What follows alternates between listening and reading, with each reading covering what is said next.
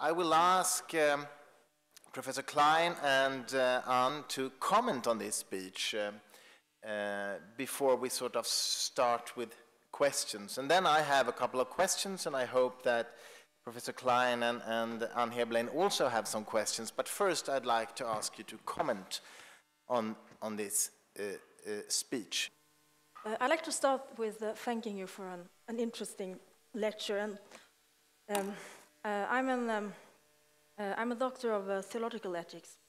And it's always interesting to listen to a secular ethicist lecturing on theological ethics, since you have an inclination to think that theological ethicists have missed out on so much.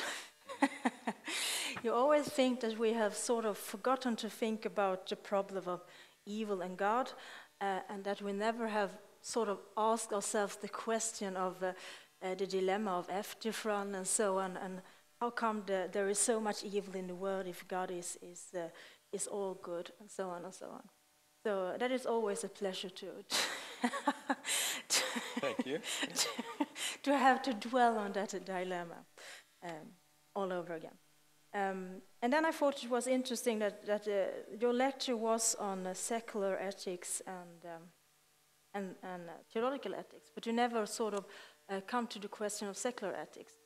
And maybe we could discuss that a bit more later. And I think that you highlighted some very big problems, of course.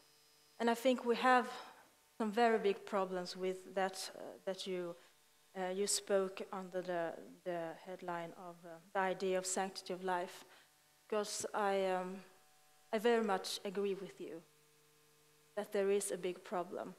And that is, of course, linked with the big dilemma of the poverty in the world that is connected with the banning of abortion, for example, and also the banning of contraceptions in big parts of the world.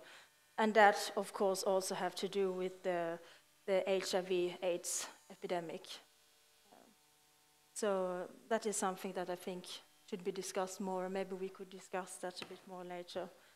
And I think that is also related to the view of life, that we maybe could try to discuss the concepts of not life in terms of quantity, which I think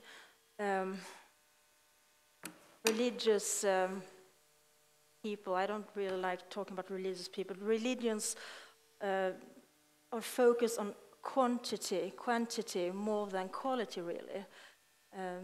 And I think you have that problem too, as a utilitarian. That is a lot about quantity. It should be as much as possible. But that could be a problem as well if we talk about poverty, of course. We're going to try to feed the world. If we talk about life and what is sanctity of life, what is a good life, what is a life worth living, then we should try to talk about quality more than quantity. And then you made a very interesting Freudian slip, I think, when you said, if they hold religious views, ethical views, that are not good views.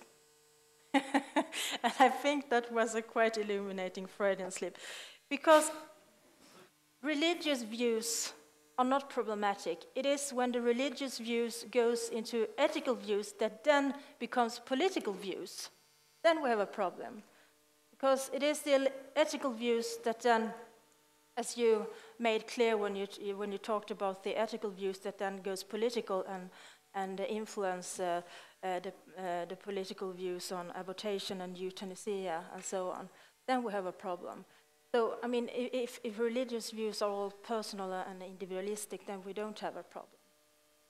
But I think we should make a distinction between religious ethics and then political views. But of course, you have a point when you say that the sanctity of life doctrine are, as a matter of fact, a foundational religious view. I think I stop there, and I leave you to it.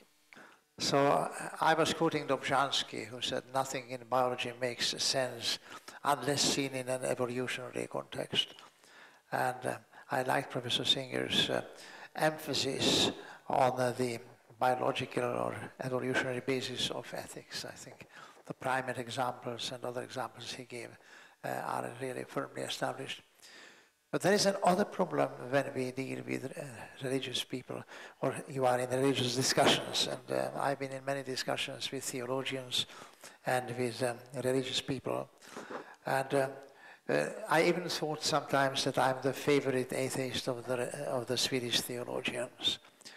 But once I got, and usually the discussion is quite dead-ended, because finally you get to a point where everybody is just maintaining his opinion and you get no further.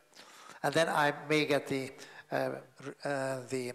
reply that you are a scientist, so you cannot call yourself an atheist because you cannot prove that God does not exist. So you should call yourself an agnostician. To which I usually respond that now let's not discuss that. You have your belief, you believe that God does exist, and I have my belief, which is that God does not exist.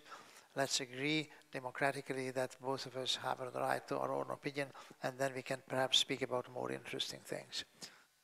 This usually works. I mean, it deblocks the discussion. But once I had as my partner one of the very famous professor of the Hebrew University in Jerusalem, who was on the hand a great scientist in Hebraica. He was an expert on the prophet Isaiah. But at the same time, he was also a religious person. And he said to me, and this is probably the most intelligent comment I got from a religious person ever, let's not discuss science and religion as two alternative descriptions of the world, because they are not. But you have to concede, no matter what an atheist you are, that people in all times, all societies had religious beliefs. Religious needs.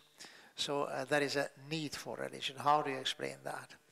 And I would like to put the question to you, what your comment is on that, and also whether you might agree that the religious need, or one of the most basic religious needs, is rooted in the fear of death, which is emotionally unacceptable.